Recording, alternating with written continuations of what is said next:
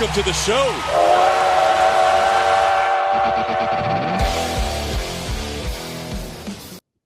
And welcome into the Astros Future Podcast here on the Believe Podcast Network. I'm your host, Jimmy Price. You guys know me at Astros Future. Find my work, astrosfuture.com. Really just wanted to take an opportunity to get in here. We finally had some live baseball for the first time since October of 24, and it's been what feels like a extremely long season. But here we are, finally getting into it. So I know the scores don't really matter, but we're going to look at a couple bright things we saw from today. Number one is we know the fifth starter spot is kind of going to be up for grabs this spring. Hayden Wesneski might be a guy that can get there, but we saw a guy pitch today in Ryan Gusto that really showed why he could be a favorite even for potentially for that spot. You know, he got an opportunity, was supposed to get an opportunity for game 162 last year. It got rained out, but he was phenomenal in AAA last year to end the season. You know, I think over his last 3 months, 2.08 ERA, held hitters below a 200 batting average against. I mean, just really good stuff. And then we saw it today. 2 innings, 3 strikeouts, gave up just the one hit. I think it was a single to right field, if I remember right, or maybe it was a walk. But just good to see him out there, you know, having some early success in spring, because I do think this is going to be a very important spring for him. We'll see if he can do enough to maybe make the club. But, you know, I think he's going to have an opportunity, him. Colton Gordon got a start over in the other game. I saw some struggles, but he's another guy that I think we can kind of earmark potentially for that fifth starter spot. And then we'll see what Blue Ball does when he gets his opportunity. But he wasn't the only guy that had some good performances, I'd say, in the spring training game today.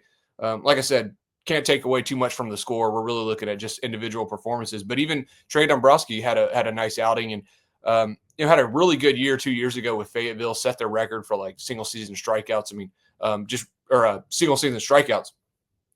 Really good, you know, year for him. Last year started out in Asheville. Obviously, that's a hitter's paradise there. Struggled a little bit there, made it up to Double-A. But to see him, toss 2 scoreless innings, strike out 1 today, that was really good to see from Trey. But what everyone has been waiting to see, Cam Smith, right, the big return in the Kyle Tucker trade. We saw him have 2 plate appearances today, and he drew 2 walks. And I know we want to see the power, we want to see him hit, but just that little bit of glance to see him have the you know, I mean, he probably, I don't want to say he feels the pressure, but, you know, you can hear the comments that even I think Matt Thomas had him on Sports Talk 790 a couple days ago, and the questions are in there, and he knows how big of a part of that deal he was. So pressure's there. He was able to come in to draw 2 walks, so really good to see that. And but overall, I mean, you know, like I said, ended up losing that game, but that doesn't really matter as much as some other stuff we want to care about. The other game, which we didn't get to see unless you had the Mets broadcast, because one of the games was not televised on sports or on Space City Home Network, but that one we got to see a highlight, and that was Bryce Matthews crushed in 110.7 mile an hour double off the left center field wall, barely missed a home run, and that's what we want to see from a guy like him, right? The high exit velocity, the elite power that he has, the power speed combination. Really good to see that early in spring. And I think what was very interesting to see was he played second base today. You know, it's one of those situations where he got drafted as a shortstop, played a little bit of third base last year, and some people thought maybe he was playing third base because the potential Bregman departure, which could be the case. And then game 1, he's starting second base. So with the deal of Kyle Tucker getting back Isak Paredes, and now having, I guess, what you could call a hole at second base with Altuve in left, gives an opportunity for like a guy like Bryce Matthews to come in and play and do some good things. But he wasn't the only guy that did well in that game. Some of the pitchers did really well. I mentioned Colton Gordon struggled a little bit, but got scoreless outings from Logan Van Wy. Miguel Ulola was good. I saw the advanced stats on his fastball, and some of that's way above my head, but looked really good. He's a guy that I could see maybe getting an opportunity even in a bullpen potential. And then Aaron Brown and Misael Tamirez all had scoreless outings. So, like I said, 0-2 on the record, but don't really care too much about that. Just nice to see some live baseball. You know, we're sitting here in Houston, and we've gotten some nasty weather. It's raining out there, freezing like 2 days ago, and you know they're over in Florida, and it looks beautiful. So great to get some live baseball in, see some good performances from the guys that we really wanted to see. But I wanted to take a look at the questions here, see if we got any questions coming in about our farm system. I see Theodore Carroll says, keep building our farm system as well as adding via trade. The trade thing comes up, and I'll actually say something that kind of worries me a little bit. But during the game, the rumor came up about the Astros potentially being interested in Nolan Arenado again. And man, I'm worried about that. I think Nolan Arenado's been a phenomenal player in the major league. We know that, no doubt. But we saw how it declined with Jose Abreu, and not all guys are going to decline like that. I get that. But if you look at his advanced numbers, there's a lot that points to him having some struggles. And one I wanted to point out specifically, you know, his average exit velocity. He had a 86.3 average exit velocity last year, which was easily his career low, especially if you take out that 2020 season. His barrel percentage, 3.2%. Career low before that was twice that, 6.7%. And then his hard hit percentage was down to 31%, where his career low was 37%. I'm worried about that. If he's not hitting the ball hard, it's one thing if he's hitting the ball hard and he had an unlucky season, but looking at it, it just doesn't look like that's the case. Even his expected numbers were actually worse than the actual numbers that he produced on the field. So I see Robert Land chiming in here, and I think he has some of the same concerns that I have with the exit velocity. So that's concerning, especially when you think he's got a big deal, a couple years left on that deal. But there's two ways the Astros go about it, right? They either eat the salary, probably go over the tax threshold, or they trade good prospects and St. Louis eats the salary. And given our current state of the system, I would prefer to not give up any more prospects at this moment. But I don't know. What's y'all's take on Nolan Arenado? I mean, I know he's a good defender. You put him at third, you put Paredes at second, your infield defense probably improves from where it's at. So you'd see the really good defense. And when you think about having him at third and Christian Walker at first, it would be a good infield defense. I just don't know if it's worth it. I mean, I guess if he's hitting seventh or eighth, maybe in the lineup, I mean, you're adding another, he had a 101, OPS plus last year, which is, basically league average. You're averaging another, hopefully a league average hitter, which I guess could potentially be better than what you might throw out in the outfield or something. But I don't know. It's just, it's weird to see it pop up right now, especially a guy that at one point, denied his or invoked his no trade clause and didn't want to come here. Looking at another question here off of X, Chris Moreno said, is the outfield roster decided between Chas, Myers, Gamble, Altuve, and Taylor, or does one of these young outfitters stand a chance? I think there is a chance. Jacob Melton was a guy that I think a lot of people were expecting to see and hoping that he could have a big spring and maybe make the club, right out of spring training. Obviously, he's dealing with some back soreness. Hopefully we see him out there pretty soon. But it sure does seem like the Jose Altuve to left field is a legitimate thing, and it's going to happen. I don't even know if he's taken any reps in the infield yet, which is pretty crazy. It's kind of funny when he was jogging off the field and the reporters, and he said, "Here comes the outfielder." So it's very 7 years ago. If you'd have told us that Altuve was going to play in left field, there's no way in heck you would have believed it. And here we are.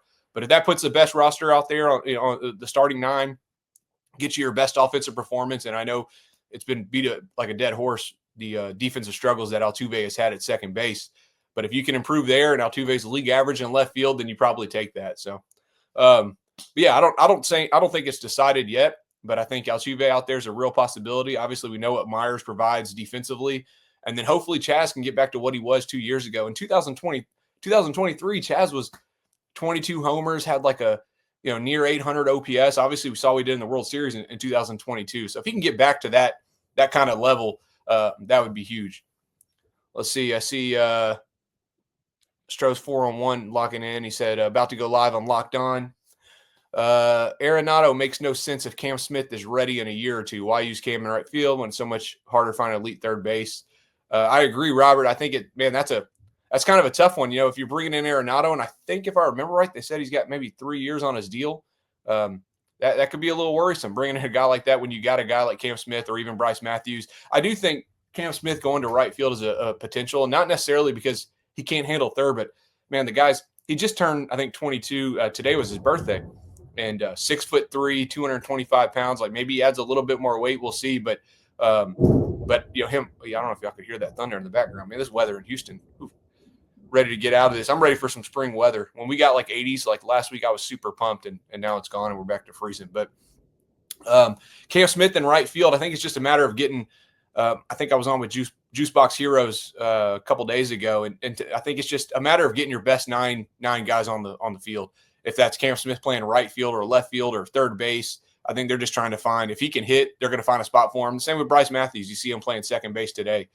So we'll see where they go from there. But it's exciting. It's exciting to have some some actual baseball back, and it was nice to turn that on a 12 o'clock game and sit there for 3 hours and watch spring training baseball, listen to Todd Callis, Jeff Blum, Billy Morales. So great to have that back, but got a long way to go. Obviously, opening day, probably about 33 days away, something like that, 34 days away.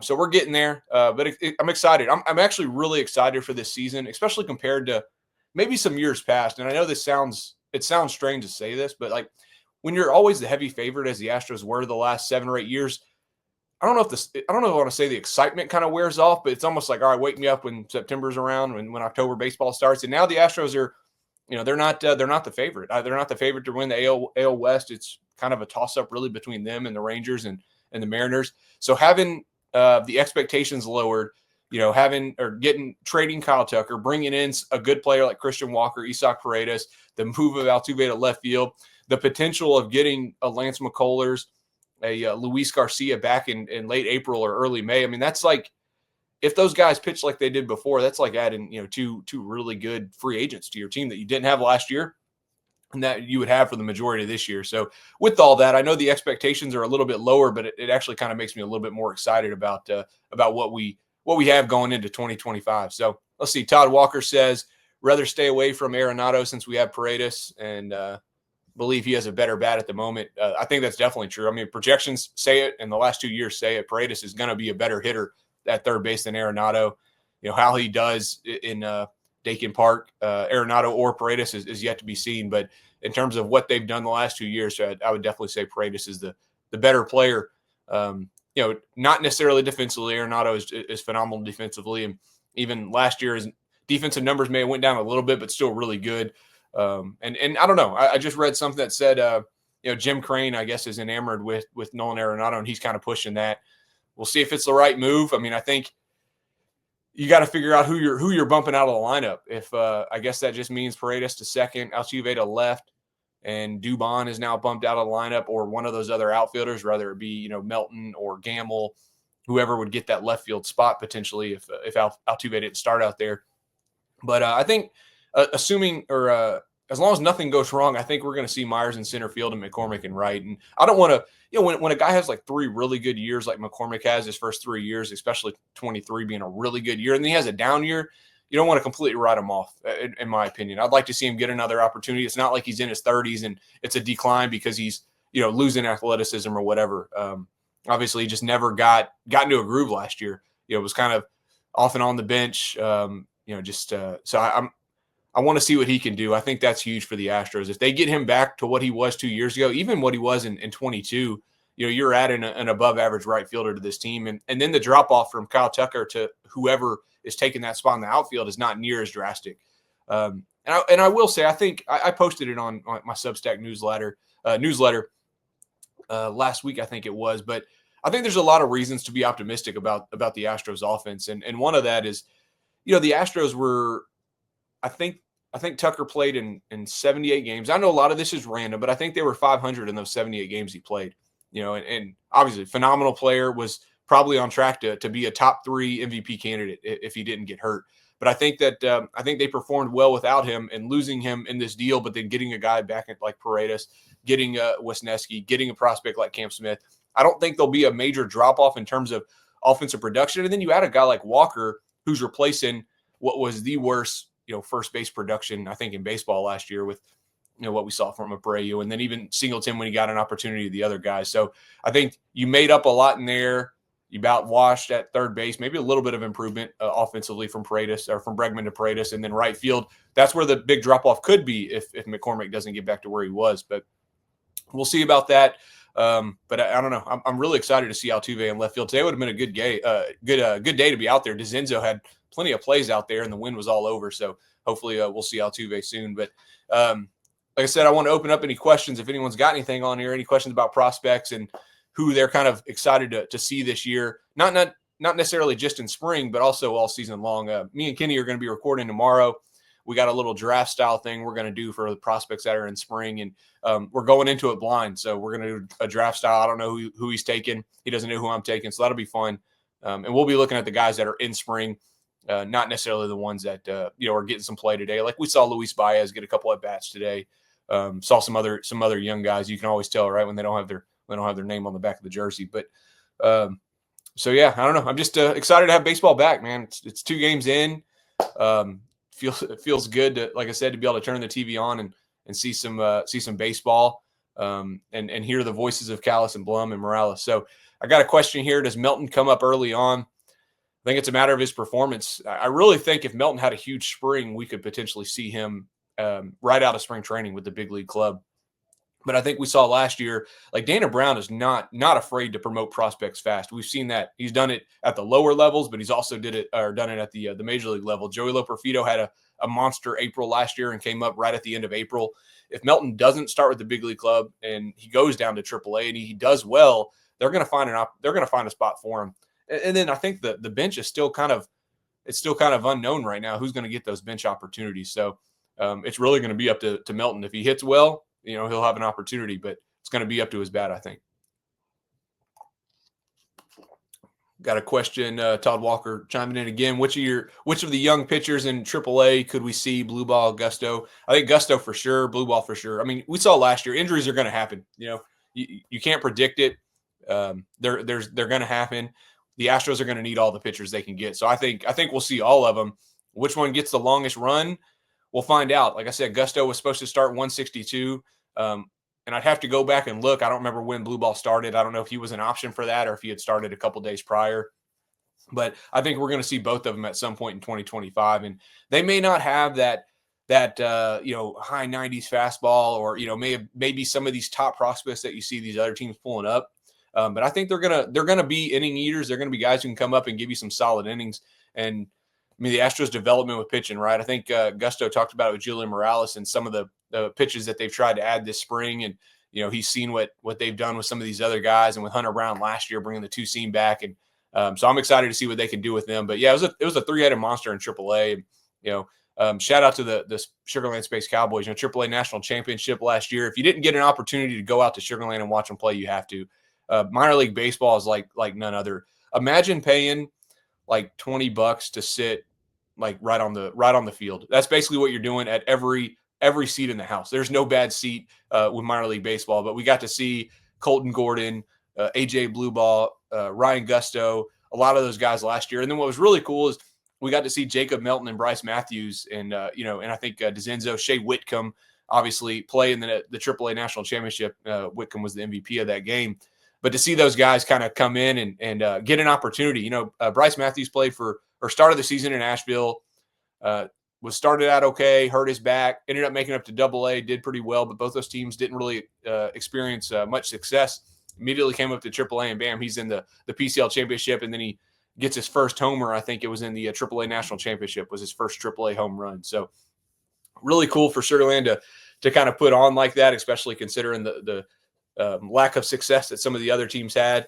So we'll see what they can do to repeat, and I think I'd have to go back and look, but I know there's an article posted in the Chronicle, and some of the players are pretty fired up after about how they think it's bullcrap that the minor league system is consistently underrated. And I know that the prospect guys are looking at the top prospects and seeing what they have on the top 30, but the Astros have continued to bring in solid players. Let's see. Robert Land says Chaz is a career 866 OPS versus lefties. Gamble 724 versus righties. So yeah, I mean, I think you could see that. I don't think they're set in stone. We don't have 3 guys you're going to roll out there 162 games. I think there's going to be a lot of moving around. I think DeZenzo, I mean, you've seen him getting an opportunity and left to start that first game today. I think that's big. We saw what he went over to. I can't remember without looking it up if he played in the Dominican Winter League or if it was in Puerto Rico, but went over and had some success this offseason. Playing outfield, hit over 300, I think, good walk to strikeout ratio. So it's a big spring for him too. I think we kind of look at him as an infielder because that's where he was drafted as a shortstop, played a lot of third and first base. But he started playing left field last year. And then, like I said, this winter, the Astros went ahead and rolled him out there and put him at left field, out in the Winter League. So he's a guy too, that if he has a big spring, this is a prime opportunity for those kind of guys. If they perform this spring, there's an opportunity for people for those prospects to get a chance early on in the season, but not just the outfielders, but the pitchers as well. I think even in the bullpen, and you look at a Caleb Bort, Forrest Whitley, Brian King. There's opportunities there if guys are ready to step up. Saw Logan Van Wy get a scoreless outing today. Ulola, who I think is still projected as a starter, but so was Brian Abreu at some point, and he switched over to relief. And obviously, we see what he's done, which has been one of the most dominant relievers really over the last few years. So opportunities, they're all over the last 7 years. We didn't have that. The Astros almost had like a set roster until Springer left, and then until Correa left, and there was that one hole. Well, now there's a little bit more holes. I don't think that means that they're going to be a worse team this year. I actually think that they're going to be a better team this year than they were last year. And I'll say with that, I looked at the pitching, I looked at the hitting.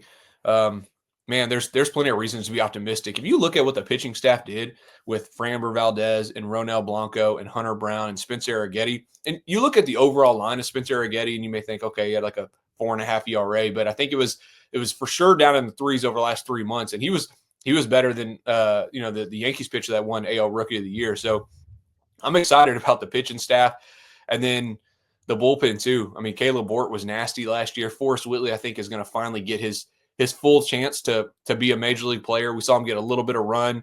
He was dominant last year in AAA, pitching in the AAA National Championship too. I think he threw another. It was like every night it was a scoreless outing with 2 strikeouts for Forrest Whitley, and he was hitting 99. So really excited to see some of those guys get an opportunity this year.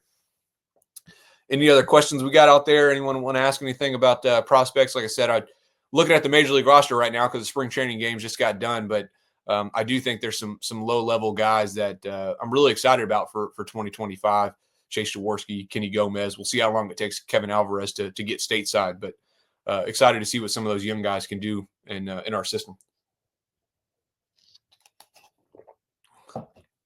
Also, I will be posting this later on podcasts, Apple Podcasts, Spotify, wherever you get your podcast. But if y'all could, those listening, just do me a favor, get on Apple, leave us a review. Like I said, Kenny and I are going to be recording tomorrow. We got a pretty good show on tap right here. Like I said, we're going to do a draft style of guys we're looking forward to seeing. But yeah, if you could just like, subscribe, give us a review, whatever you can do. See, another question came in about Pedro Leon being a part of the possible outfield equation. I think just like what it is with a few of the other guys, if he performs, he could get an opportunity. I think the worry with him is that he hasn't really shown a whole lot of improvement at the areas that were concerns for him with the swing and miss.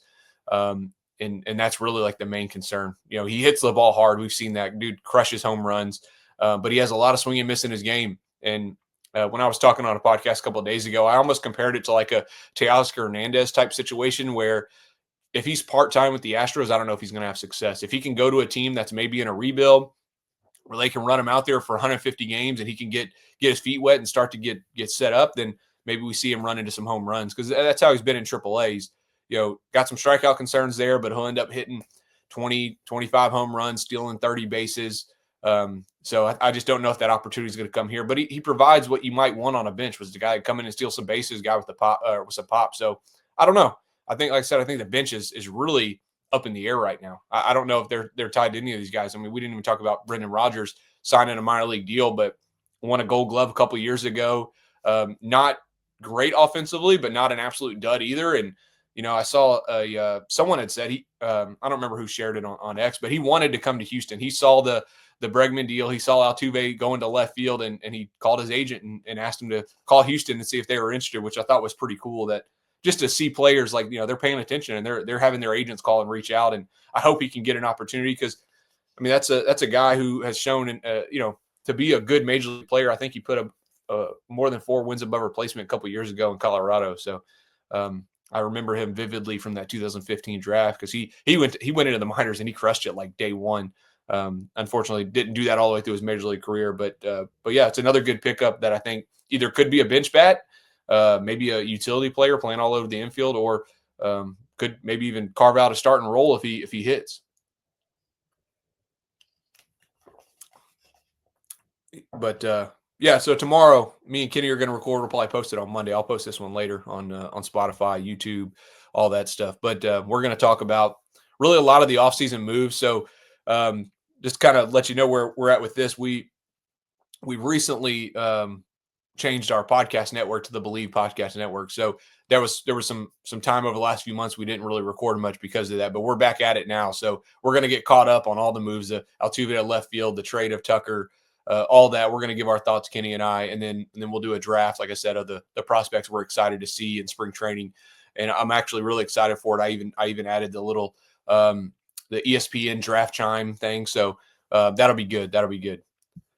Any other questions we got on the Astros minor league system or spring training games, whatever y'all saw today, or anything y'all just want to say, or just a shout out? I mean, you put it in there, I'll shout it out. But if not, we'll wrap up here in just a little bit. So excited to see what another game tomorrow. And I play. This is going to make me sound old. I play slow pitch softball, and we got games tomorrow. But the weather, I think, is going to rain us out, which maybe that's good. I'm getting a little old for that. Let's see. I know I'm thinking of one other guy I wanted to mention. Let me throw this out there. Colin Barber. Colin Barber drafted in the fourth. I think it was the fourth round a few years ago. And his main issue has been his health. He struggled to have like a fully healthy season. I don't know if he's played more than 120, 140, 100, something games like that in his minor league career, and he's just struggled with the health. But today, two at bats. I think he drew a walk, had that double, got the Astros back in it in the ninth. Like I said, I know that the score doesn't really mean a whole lot, but just really good to see that from him. He's still young. He was drafted out of high school. But this is the fun part about spring training, getting to see the young guys get an opportunity, get their feet wet, play in big league games, play with I think they were talking with Gusto too about what he's learning from some of the senior guys, learning from the veteran pitchers like Framber Valdez, even Hunter Brown, who is kind of looked at maybe as a veteran on this staff now, on the starting staff. He's got, two seasons under his belt. But yeah, I think that the spring training's a ton of fun to see these young guys get a chance, and that's where we're at. So there's no other questions. I'll go ahead and wrap it up. Appreciate everyone chiming in here and listening. We'll be sure to record at least a couple times a week, Kenny and I. More than open to feedback. DMs are open, so if y'all got any questions, y'all got any suggestions, let me know. And just appreciate y'all hopping on here. And we'll look forward to doing the next episode of the Astros Future Podcast. We'll go ahead and end this stream. Appreciate y'all listening. Go Astros.